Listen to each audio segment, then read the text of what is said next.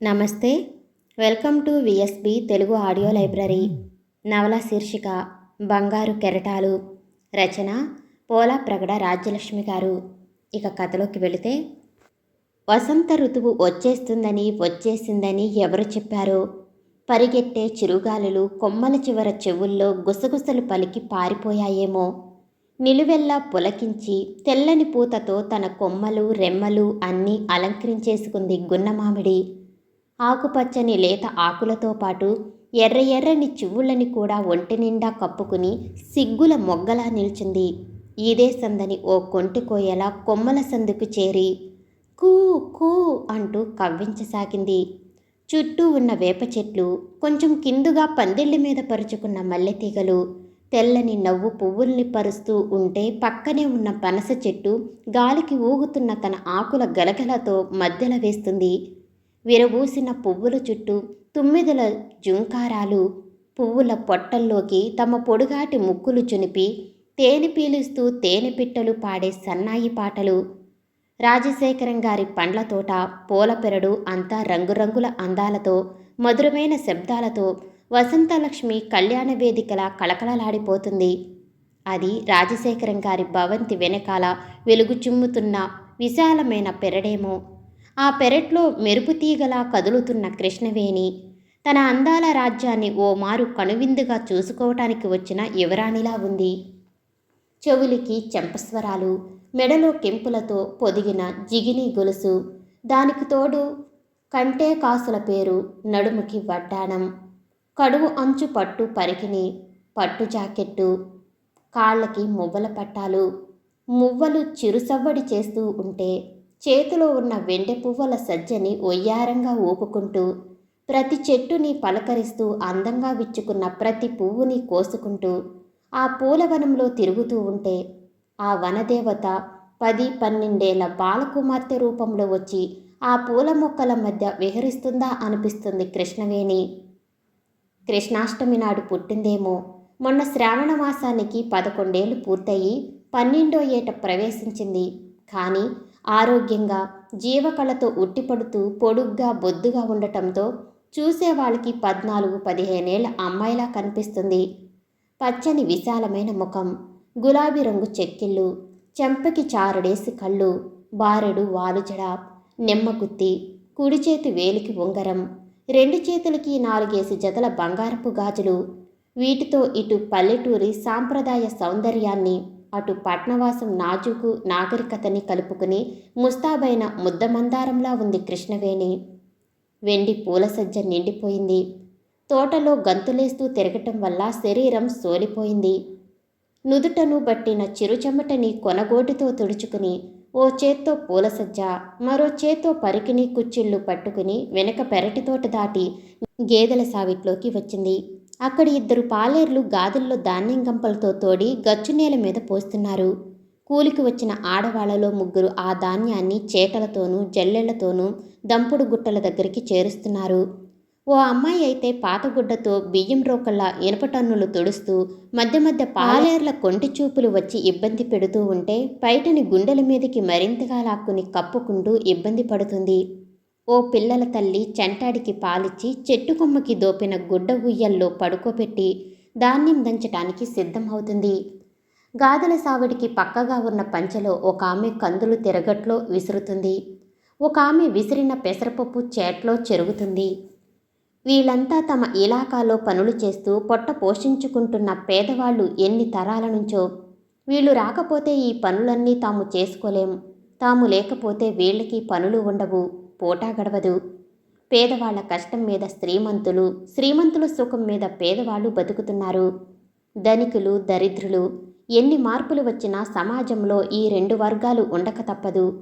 వీళ్లను చూసి వాళ్ళు అసహించుకుని, వాళ్ళని చూసి వీళ్ళు అసూయపడి బతుకు వెళ్ళమార్చుకోవటం కంటే డబ్బున్న వాళ్ళు బీదవాళ్ళని తమ బిడ్డలుగా చూసుకుంటూ, వాళ్ళు వీళ్ళ పట్ల విశ్వాసంగా ఉంటూ, వాళ్ళు వీళ్ళు సామరస్యంగా జీవిస్తే అందరి బతుకులు ఎంత మధురంగా హాయిగా సాగిపోతాయి. కొన్ని 100 ఏళ్ల నుంచి అలాగే ఉంది. కానీ ఈ మధ్యనే కొన్ని పొరపచ్చాలు బయలుదేరుతున్నాయి అంటూ బాబాయ్ గారు ఈ మధ్య అప్పుడప్పుడు నిట్టూరుస్తూ బాధపడుతున్నాడు. ఎందుకొస్తున్నాయో ఈ భేదాలు మరి? 12 కృష్ణవేణి పసి మనసు ఆ పైన ఆలోచించలేకపోయింది. 5 నిమిషాల క్రితమే చిలక కొరికిన 2 జామపళ్ళు చెట్టు మొదట్లో కనిపిస్తే వాటిని పూల సజ్జలో వేసుకొస్తుందేమో. ధాన్యం దంపే అమ్మాయి 4 ఏళ్ల కొడుకు ఒకడు ఏడుస్తుంటే ఓ పండు వాడి చేతిలో పెట్టి వాడి ఏడుపు మాన్పించింది కృష్ణవేణి. వాడి చేతిలో పండు చూసి గోడవారిని లక్కపిడతలో తడిమట్టి నొక్కి మట్టి లింగాన్ని నేల మీద పేరుస్తూ ఆడుకుంటున్న 6 ఏళ్ల అమ్మాయి పరుగు పరుగున వచ్చి కృష్ణవేణి దగ్గరగా నిలబడింది.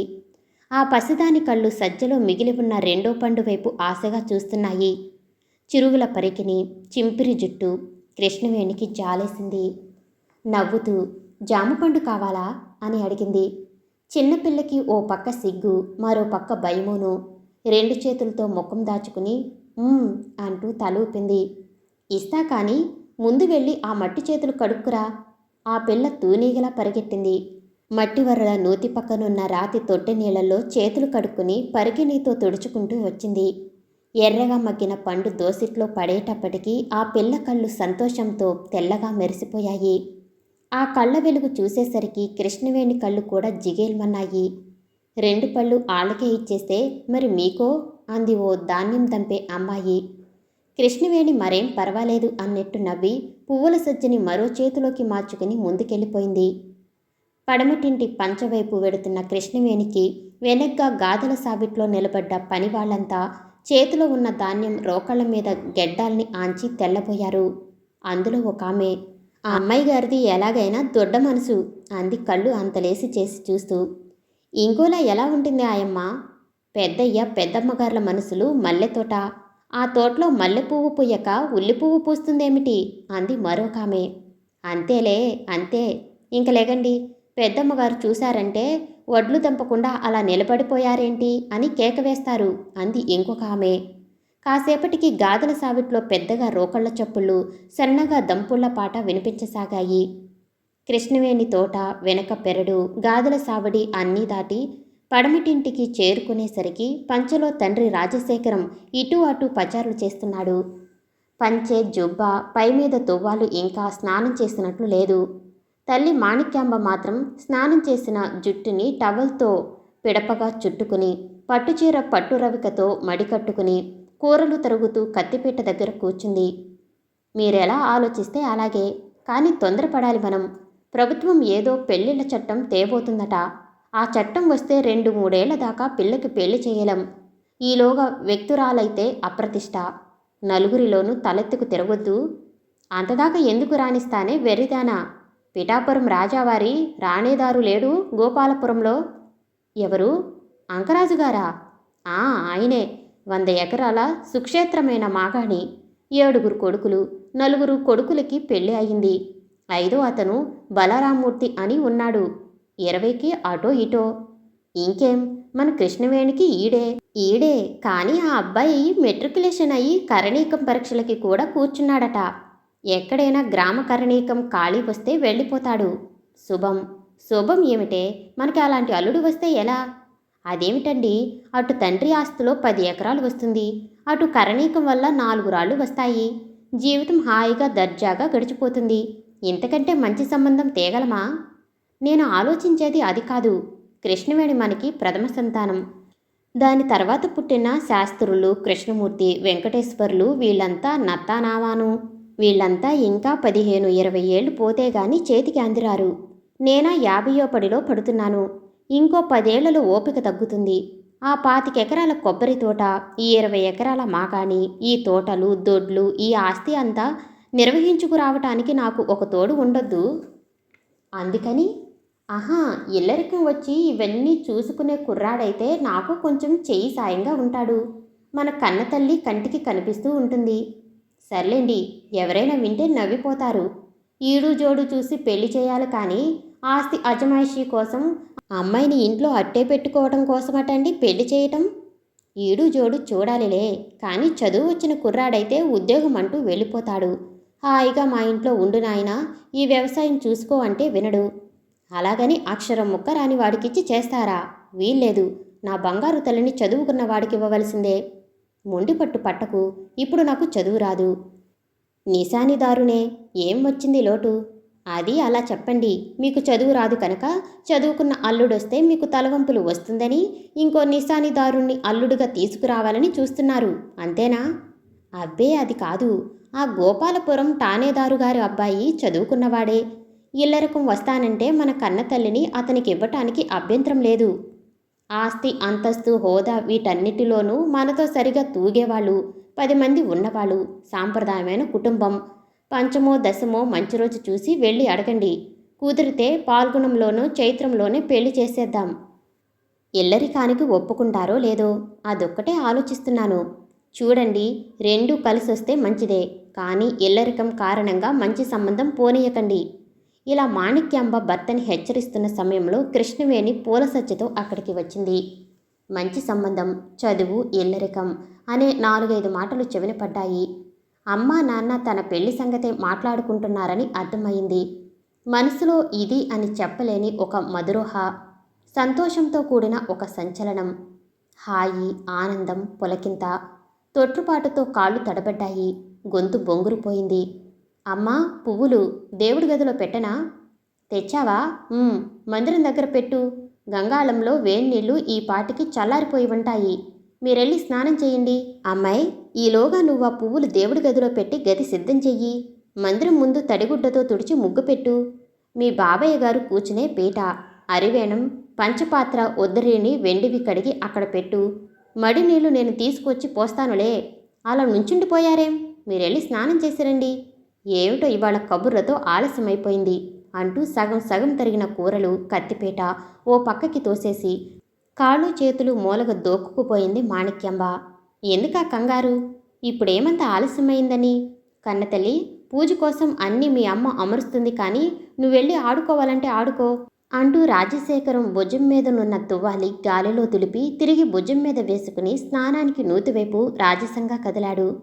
కృష్ణవేణికి ఆ రోజుకి ఎందుకో వీధి సావిట్లోకి వెళ్ళి స్నేహితురాండ్రతో చింతగింజలు, గచ్చకాయలు ఆడాలని లేదు.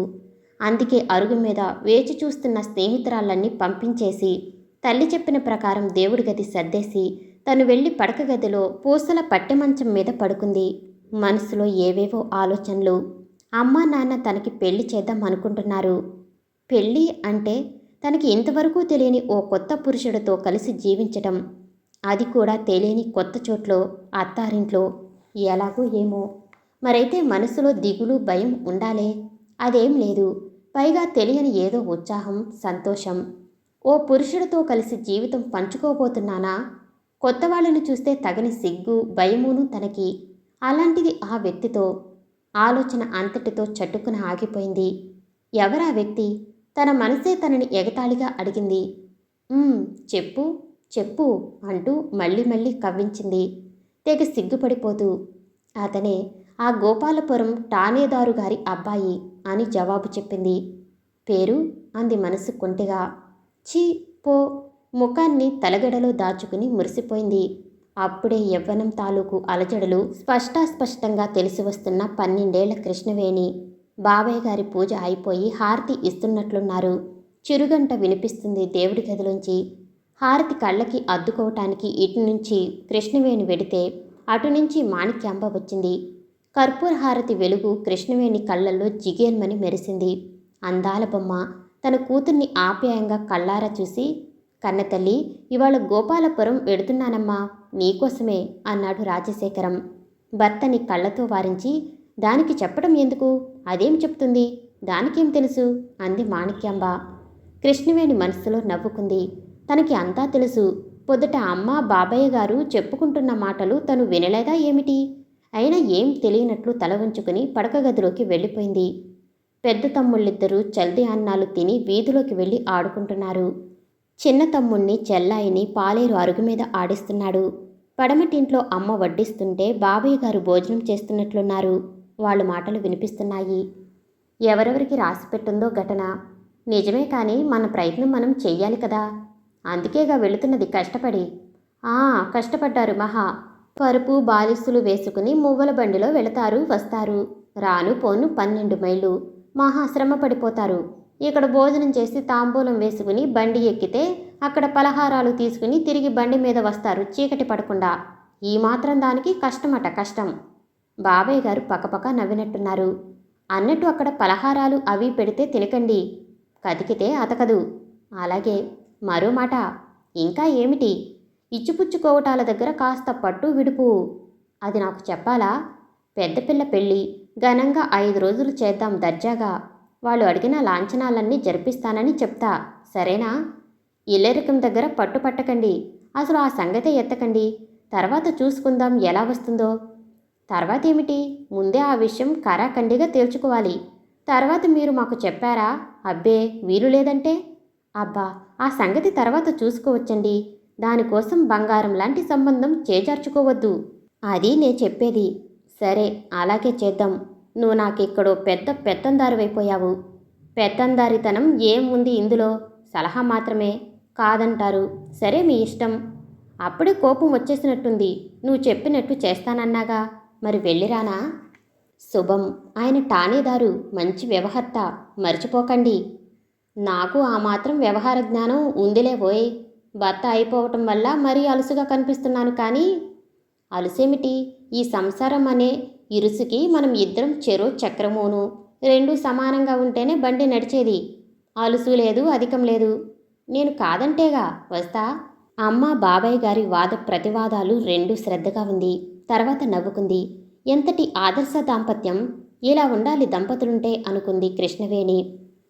పుల్లేటి కుర్రు మొత్తానికే రాజశేఖరం గారిది సంపన్న కుటుంబం. 25 ఎకరాల కొబ్బరి తోట, 20 ఎకరాల మాగాణి, అవి కాక తోటలు, దొడ్లు, స్థలాలు ఊరి మధ్యలో. అలాంటి మోతుబరి ఇంట్లో పెద్ద కూతురు పెళ్ళి. అది 1 రోజు 2 రోజులు కాదు, 5 రోజులు పెళ్ళి. ఊళ్ళో బంధువులందరికీ, చుట్టాలకి, స్వజనానికి 2 పూటల భోజనాలు, పలహారాలు. చిన్నపిల్లలకి పొద్దుటి పూట చల్దన్నాలు. అన్నీ అక్కడే 5 రోజులు. నాగవల్లి అయి మగపెళ్లివారు వెళ్ళాకే వాళ్ళు తమ తమ ఇళ్లకి వెళ్ళటం. 5 రోజుల పెళ్లి అయ్యాక 6వ రోజున ఊళ్ళో మిగిలిన అష్టాదశ వర్ణాలకి భోజనాలు. పాలేర్లు పనివాళ్ళు సరే సరి. ఆ 5 రోజులు వాళ్ళ ఇళ్లలో పొయ్యిలు వెలిగించే పనే లేదు. బస్తాలతో బియ్యం, డబ్బాలతో నెయ్యి, గంపలతో కూరలు 4-5 గదులు నిండిపోయాయి.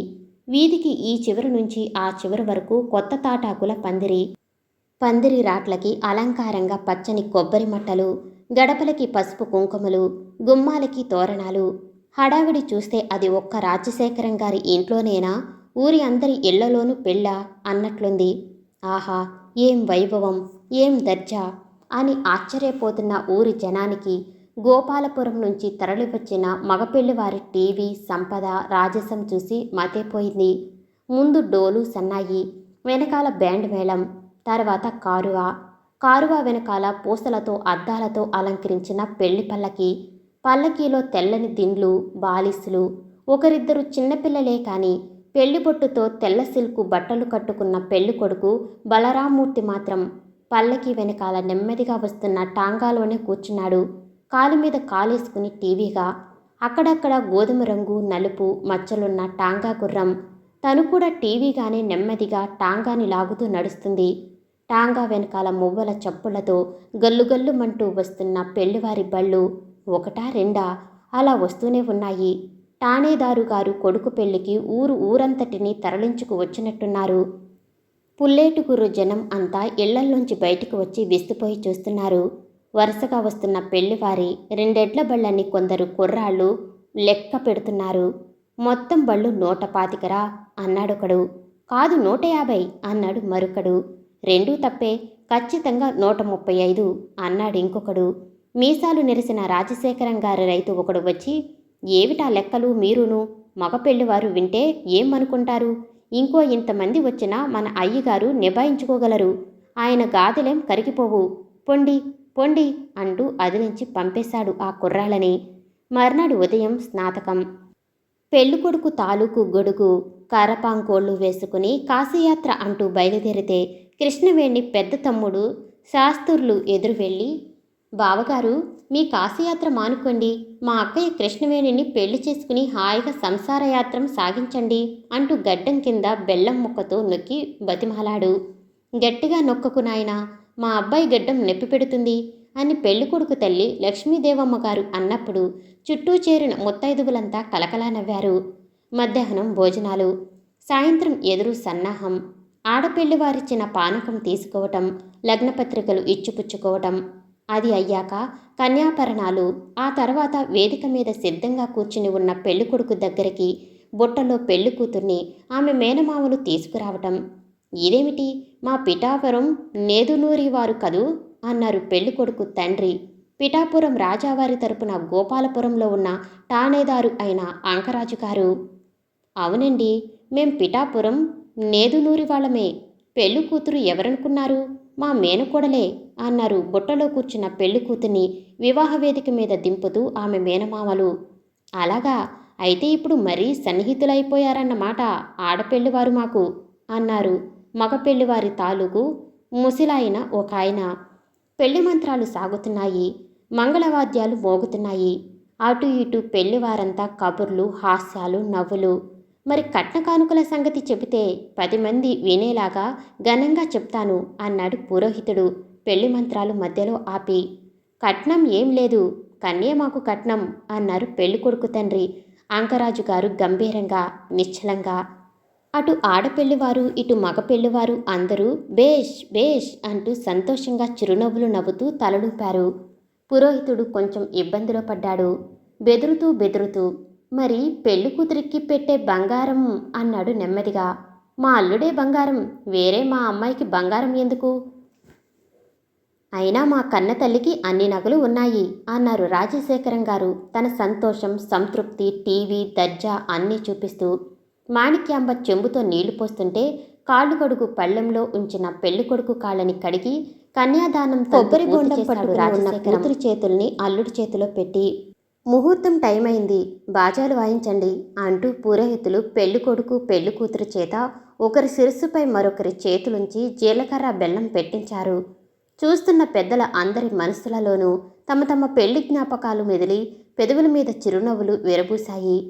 వధూవరుల్ని లోపలికి పంపారు మధుపర్కాలు కట్టుకురమ్మని.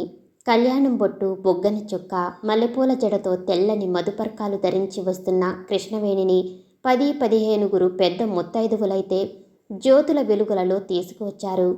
సిగ్గుల మొగ్గలా నడిచి వస్తున్న కృష్ణవేణి ఆ వెలుగుల్లో బొమ్మలా మెరిసిపోయింది. మంత్రాలు, మంగళసూత్రాధారణ. బలరామ్మూర్తి తనకి తాళి కట్టి 3 ముళ్ళు వేస్తున్నప్పుడు అతని మునివేళ్లు మెడ దగ్గర తగులుతుంటే పారిజాత వృక్షాన్ని కుదిపినట్లు కృష్ణవేణి ఒళ్లంతా ఒక్కమారు జల్లుమంది. తాళి కట్టి తిరిగి ఆమె పక్కనే కూర్చుంటూ అనురాగంతో చూశాడు. సరిగ్గా అప్పుడే కృష్ణవేణి ఓరకంటితో అతన్ని చూసింది. తోడు దొంగలు ఒకరికొకరు దొరికిపోయారు. చిరునవ్వులు నవ్వుకున్నారు. తర్వాత తలంబ్రాలు. అటు కృష్ణవేణి వెనక పెళ్లి కాని కన్యలు, పెళ్లి అయిన పడుచులు, ఇటు బలరామ్మూర్తి వెనకాల అలాగే బ్రహ్మచారులు, కొత్తగా పెళ్ళైన యువకులు. వధూవరుల మధ్య పోటీలు పెట్టి మరీ తలంబ్రాలు పోయించారు. అరుంధతి నక్షత్ర దర్శనం అయ్యాక లాజహోమం, స్థాళీపాకం. పెళ్లి కూతురు మెళ్ళో నల్లపూసలు కట్టి కాలివేళ్లకి మట్టెలు తొడిగాడు బలరామ్మూర్తి. కృష్ణవేణి చేత సన్నికళ్ళు తొక్కించారు. తర్వాత సప్తపది. దాంతో శాస్త్రోక్తంగా వివాహం పూర్తి అయిపోయింది. వైదికవ తంతు అయింది. వేడుకలు మిగిలాయి. ఆ వేడుకలన్నీ రోజూ కానివచ్చు. ఈ 5 రోజులు. రాత్రి పొద్దుపోయింది, ఇంక భోజనాలకి లేవండి అని హెచ్చరించాడు 80 ఏళ్లు నిండిన ఓ పెళ్లి పెద్ద. 5 రోజులు వధూవరుల చేత సరిబేసులు, బంతులాటలు, గుమ్మాల దగ్గర పేర్లు చెప్పించటం, వసంతం జల్లుకోవటం, చలోక్తులు, నవ్వులు, పరిహాసాలు, వియ్యాలవారి పాటలు, భోజనాల దగ్గర ఒకే పదార్థాన్ని మళ్ళీ మళ్ళీ అడిగి లేవిడీలు కొట్టించటం ఒకే సందడిగా సాగిపోయింది. 5 రోజులు ఇట్టే అయిపోయాయా అనిపించింది. పెళ్లి కూతుర్ని తీసుకుని మగపెళ్లివారు తమ ఊరు వెళ్లే సమయం సమీపించింది. నాగవల్లి అయ్యింది. అప్పగింతల సమయంలో అందరి కళ్ళు కన్నీళ్లతో నిండాయి. హృదయాలు ద్రవించాయి. గంభీరంగా ఉండే రాజశేఖరమే, కన్నతల్లి అత్తవారింటికి వెళ్ళిపోతున్నావా అంటూ బావురుమన్నాడు. వియ్యంకుడు అంకరాజు తొట్రుపడి కంగారుగా దగ్గరికి వచ్చి, అదేమిటి బావగారు, మీరు అలా బెంబెలు పడితే ఎలా? మీ అమ్మాయిని పువ్వుల్లో పెట్టి చూసుకుంటాం మేము. మీ పుల్లేటు కుర్రికి గోపాలపురానికి దూరం ఎంత? చారెడు బారెడు దూరం లేదు. పిల్లని గోదావరి దాటించి అవతల ఇచ్చారా ఏమైనానా? అంతా కోనసీమ వాళ్ళమే. పిల్లని చూడాలనిపిస్తే చటుక్కున మీరు రావచ్చు, లేదా గంటలో మేనాలో పంపిస్తాను. మనసు కుదుటపరుచుకోండి అంటూ భుజం మీద తట్టాడు. రాజశేఖరం కన్నీళ్లు తుడుచుకుంటూ, నిజమే అనుకోండి. కళ్ళల్లో పెట్టుకుని గారంగా పెంచాను. నేను చెప్పలేదు. అసలు నేను ఆశించింది ఒకటి అని ఆగాడు. ఏమిటది? ఆశ్చర్యంగా అడిగాడు. ఆదా నా పెద్ద కూతురు. తర్వాత పిల్లలందరూ నత్తానావా చిన్నపిల్లలు. నాకు చెయ్యి సాయం లేదు. 4-5 తరాలు కూర్చుని తిన్నా తరగని ఆస్తి. అందుకని అందుకని అందుకని కంఠం హెచ్చించి గంభీరంగా అన్నాడు అంకరాజు. అందుకని మీరు మరోలా అనుకోకపోతే "ఉమ్, ఇల్లరికం." ఏమిటి? ఇల్లరికమా? నా కొడుకు నా ఇంట్లో ఉండకుండా మీ ఇంట్లో ఇల్లరికమా? అంకరాజు గారి కంఠం ఇల్లంతా ప్రతిధ్వనించింది. నేను ఆ ఆశతోనే పిల్లనిచ్చాను. ఆ సంగతి మాట మాత్రంగానైనా నాకు ముందు చెప్పలేదే. పెళ్ళి అయ్యాక నెమ్మదిగా చెబుదామని. రాజశేఖరం గారు, మీకు ఆ ఆలోచనే ఉంటే ఇంకో సంబంధం చూసి చేయవలసింది మీ పిల్లకి. అమ్మమ్మ, అంత మాట అనకండి. నా మనసులో ఉన్న ఆశ ఏదో చెప్పాను అంతే. ఇష్టమైతే అనుగ్రహించండి. చేతులు పట్టుకుని అడుగుతున్నాను. మీ దయ. అంకరాజు తీక్షణంగా చూశారు. రాజశేఖరం గారు ప్రాధేయపడుతూ దోసిలొగ్గి నిలబడ్డారు. అంకరాజుకి జాలేసింది. సరే, మీ అల్లుడికి ఇష్టమైతే అలాగే కానివ్వండి. రాజశేఖరం బలరామ్మూర్తి కేసి చూశారు. అతను తండ్రి కేసి చూశాడు. అంకరాజు మొహం అటు తిప్పుకుని నిలబడ్డాడు. 5 నిమిషాలు గంభీర వాతావరణం. భగవంతుడా, హాయిగా ఆనందంగా పెళ్లి జరిగాక ఈ ఘర్షణ ఏమిటి? అసలు ఈ ప్రస్తావన ఈయన ఎందుకు తేవటం? ఓ రకంగా భయంతో వణికిపోతూ, మరో రకంగా భర్త పట్ల కోపంతో ఊగిపోతూ నిలబడింది మాణిక్యాంబ. రాజశేఖరం అంకరాజుని బతిమాలుతూ, మిమ్మల్ని కాదని అతను ఏమంటాడు?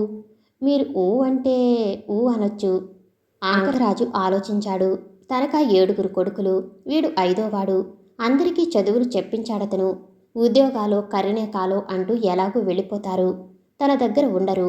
ఎక్కడో వెళ్ళి ఉండటానికి బదులు మామగారికి సాయంగా ఆస్తులు వ్యవసాయం పనులు చూస్తూ ఇక్కడుంటాడు. ఉంటే ఉండని, తన ఇష్టం. ఇలా ఆలోచించి, అబ్బాయ్, మీ మామగారు అంటున్నది విన్నావు కదా.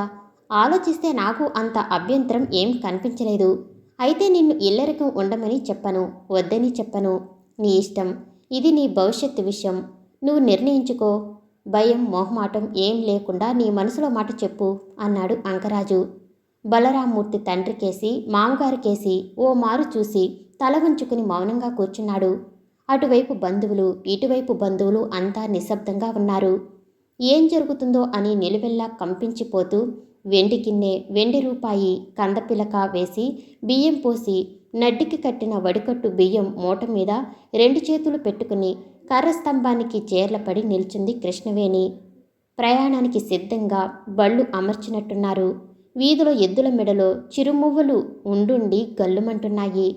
అందరూ బలరామ్మూర్తి అభిప్రాయం కోసం ఎదురుచూస్తున్నారు. నిశ్శబ్దాన్ని భంగపరుస్తూ, చెప్పాను కదా, నిజంగా నిర్భయంగా చెప్పు, నీ మనసులో మాటేమిటో అన్నాడు అంకరాజు ఆప్యాయంగా. నాన్నగారు అలా అన్నారు కదా, చెప్పు బాబు అన్నాడు రాజశేఖరం. అలాగే అని ఇల్లరికానికి ఒప్పుకుంటాడన్న కొండంత ఆశతో బలరామ్మూర్తి పెదవిప్పాడు. ప్రస్తుతం మీ అబ్బాయిలు చిన్నవాళ్ళు. మీకు చెయ్యి సాయం చేసే స్థితిలో లేరు. ఇంత ఆస్తి వ్యవసాయం ఇదంతా మీరు ఒక్కరూ చూసుకోలేకపోతున్నారు. అందువల్ల నన్ను సాయంగా ఇల్లరికం ఉండమంటున్నారు. అంతే నాయనా, అంతే. ఉంటాను, మీకు చేదోడుగా ఉంటాను. అంకరాజుతో సహా మగపెళ్లి వారంతా తెల్లబోయారు. రాజశేఖరంతో పాటు ఆడపెళ్లి వారంతా ఆనందించారు. కానీ అని ఆగాడు బలరామ్మూర్తి. అందరూ ఒక్కమారు ఉలిక్కిపడ్డారు. 10-15 ఏళ్ళు అయ్యేసరికి మీ పిల్లలందరూ పెద్దవాళ్ళయ్యి అందివస్తారు. మీకు సాయం చేస్తారు. అప్పుడు నా అవసరం ఏమిటి మీకు? అనవసరంగా ఏ పని లేకుండా నేనిక్కడ గోళ్లు గిల్లుకుంటూ కూర్చునేనైనా కూర్చోవాలి. లేదా నేనప్పుడు బయలుదేరి వెళ్ళి నా బతుకు తెరువు ఏదో వెతుక్కోనైనా వెతుక్కోవాలి.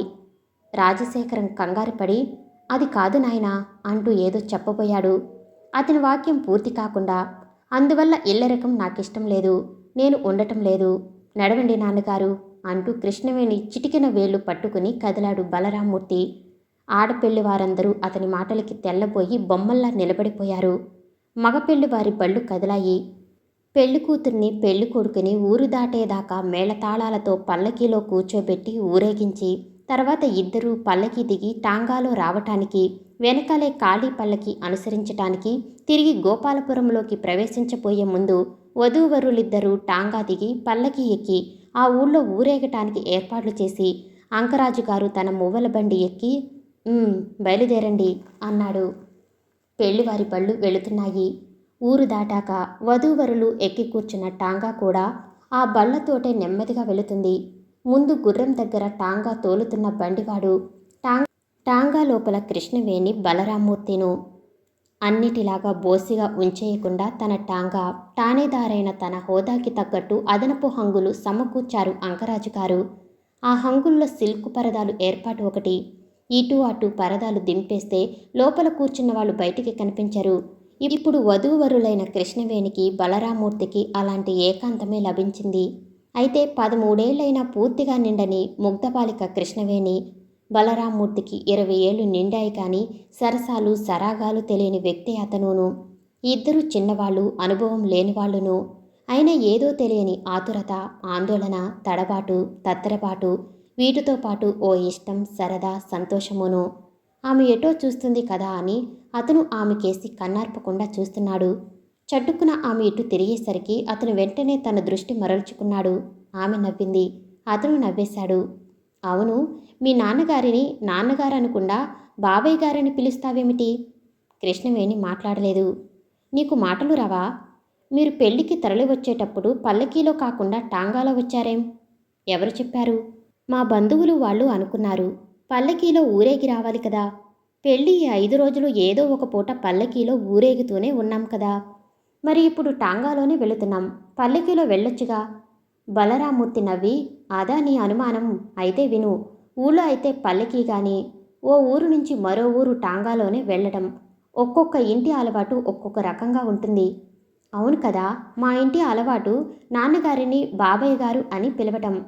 ఎంత చమత్కారంగా చెప్పింది జవాబు. మొదట ఆశ్చర్యపోయి తర్వాత ముచ్చటపడ్డాడు. ఎదురుగా ఉన్న పట్టుపరుపు సీటు మీద కూర్చున్నవాడల్లా లేచి ఆమె పక్కనే వచ్చి కూర్చున్నాడు. ఆమె తత్తరపాటు పడి కొంచెం దూరంగా జరిగింది. కంగారు పడకు, కొరుక్కుని తినేయనులే. వలపంతా కళ్ళల్లోకి తెచ్చుకుని తీయగా చూస్తూ అన్నాడు. ఇంతలో కృష్ణవేణి ధైర్యం తెచ్చుకుని, తినేస్తారని కాదు భయపడింది అంది. మరెందుకట అంటూ మరింత దగ్గరికి జరిగి సుతారంగా కౌగిలించుకున్నాడు బలరామూర్తి. ఆ కౌగిలిలో కరిగే సెలయేరే అయిందో లేక అతని అంతరంగంలో ఓ మధుర తరంగంగా ఇమిడిపోయిందో. కొంచెంసేపు కాలం స్తంభించింది. టాంగా వెలుపల గుర్రపు డెక్కల శబ్దం, టాంగాలో నిశ్శబ్దం.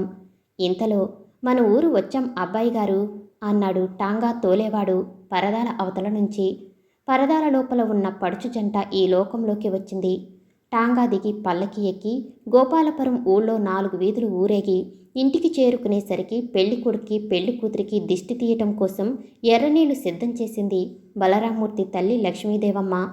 దిష్టి తీయటం అయ్యాక కోడలికి హారతి ఇచ్చి లోపలికి నడిపించుకుని వస్తూ ముందు కుడికాలు పెట్టు అంది. కానీ అప్పటికే అక్కడికి చేరిన 5-6 ఆడపిల్లలు గట్టిగా అరిచారు. గడప దాటి లోపలికి రావటానికి వీల్లేదని. అందరూ విస్తుపోయారు. అంతలోనే ఆ పడుచు కత్తెలందరూ కలకలా నవ్వి, పేర్లు చెబితేనే లోపలికి రానిచ్చేది అన్నారు. అవును నిజమే అంటూ పెద్దవాళ్ళు కూడా వంతపాడారు. బతిమాలించుకుని చివరికి బలరామూర్తి పేరు కృష్ణవేణి, కృష్ణవేణి పేరు బలరామూర్తి చెప్పారు. పేర్లు తమాషాగా కుదిరాయి. బలరామకృష్ణులు అంటూ గట్టిగా అరిచాడు కొంటెకుర్రాడు. అందరూ పక్కపక్క నవ్వేశారు. ఆనందోత్సాహాల మధ్య కొత్త కోడలు, ఆ ఇంటి 5వ కోడలు కృష్ణవేణి గృహప్రవేశం చేసింది. కృష్ణవేణికి పెళ్లినాటికి 13 ఏళ్లు పూర్తి కాలేదు. కానీ ఇప్పుడు కాపురానికి వచ్చేసరికి 16 నుండి 17 వస్తుంది. కాపురానికి తీసుకురావటానికి 2 ఏళ్లు ఆలస్యమే చేశారు అత్తావారు. అందుకు కారణాలు లేకపోలేదు. ఒకటి, అల్లుడేలాగా ఇల్లరికానికి వచ్చేలా లేడు. కూతురైన ఇంకో ఏడాది ఇంట్లో ఉంటే అదొక తృప్తి, ఆనందమును.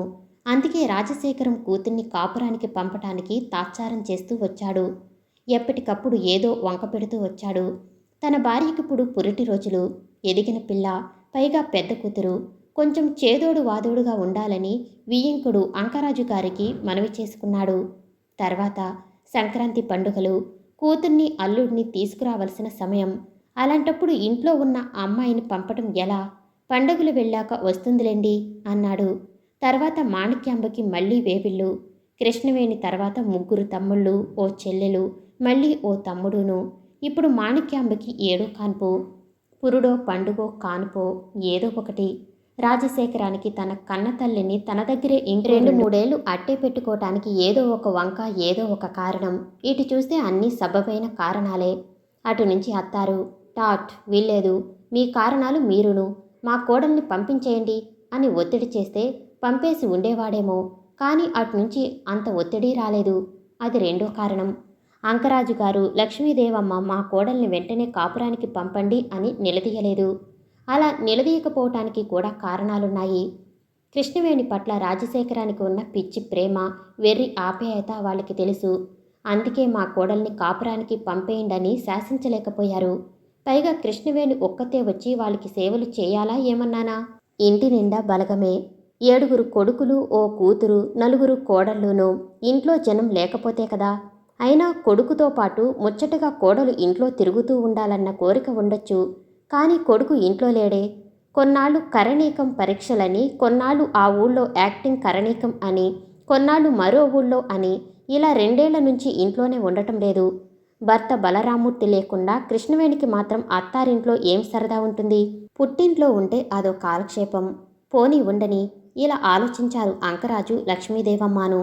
దానా దీనా కృష్ణవేణి 17వ ఏట కానీ కాపురానికి రాలేదు. పూర్తిగా యవ్వనం వచ్చాక గోపాలపురం వచ్చిందేమో. పెళ్లిలో చూసిన వాళ్ళు ఆ అమ్మాయేనా ఈ అమ్మాయి అని ఆశ్చర్యపోయారు. పచ్చగా పుష్టిగా చేయెత్తు మనిషయింది.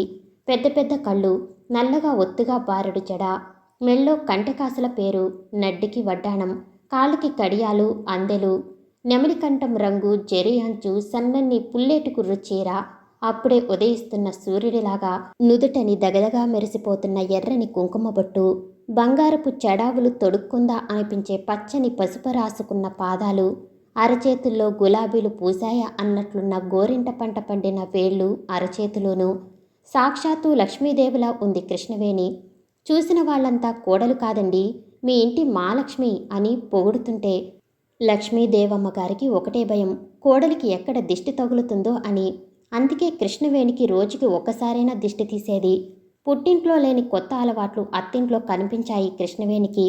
అక్కడ అంతా స్వేచ్ఛే. ఇక్కడ కొన్ని నియమాలు, కట్టుబాట్లు. అక్కడ నవ్వులు, కబుర్లు, కేరింతలు. ఇక్కడ మాట వినిపించటానికి వీల్లేదు. ముఖ్యంగా మామగారు ఇంట్లో ఉన్నంతసేపు ఎవరి మట్టికి వాళ్ళు వాళ్ళ పనులు యంత్రాల్లా చేసుకుంటూ పోవటమే. ఉదయం మామగారు కాలకృత్యాలయ్యాక స్నానం చేసి పూజకి కూర్చుంటారు. గంటన్నర పూజ. పూజ జరుగుతున్నంతసేపు ఇంట్లో చప్పుళ్ళు కానీ కబుర్లు కానీ వినిపించటానికి వీల్లేదు. పెద్ద కోడలు మామగారి పూజకి కావలసిన సామాగ్రి అంతా అమర్చి తర్వాత చెరువుకి వెళ్ళి మడినీళ్లు పట్టుకొస్తుంది.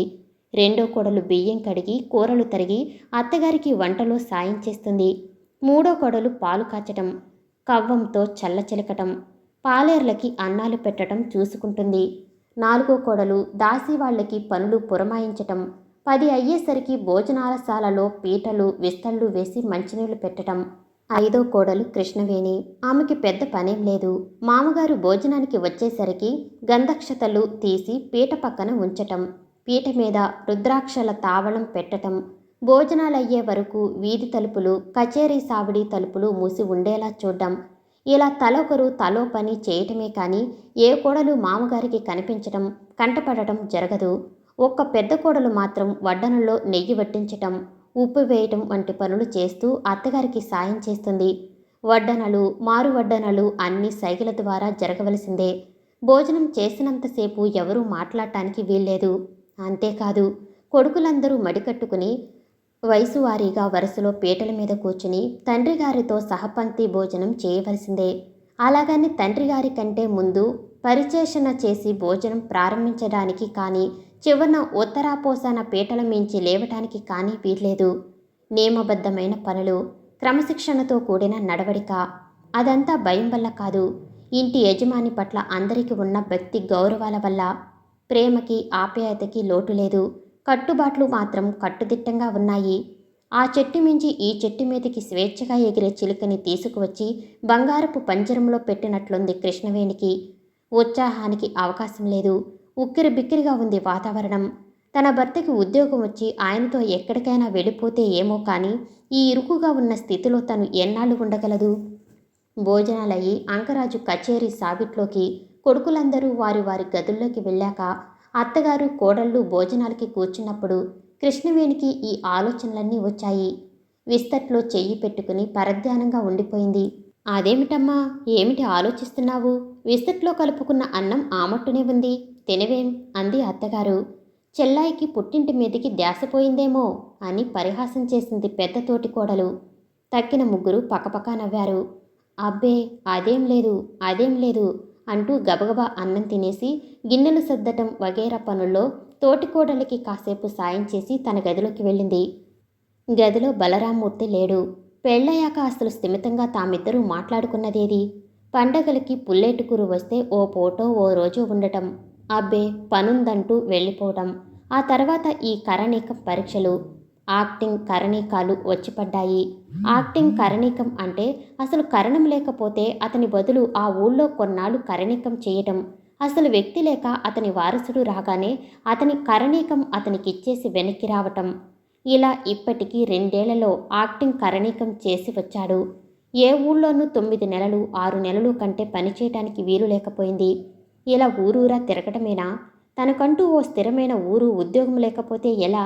2వ యాక్టింగ్ కరణీకం పూర్తి చేసుకుని బలరామూర్తి తిరిగి గోపాలపురం వచ్చింది వారం రోజుల క్రితమే. అబ్బాయి వచ్చాడు.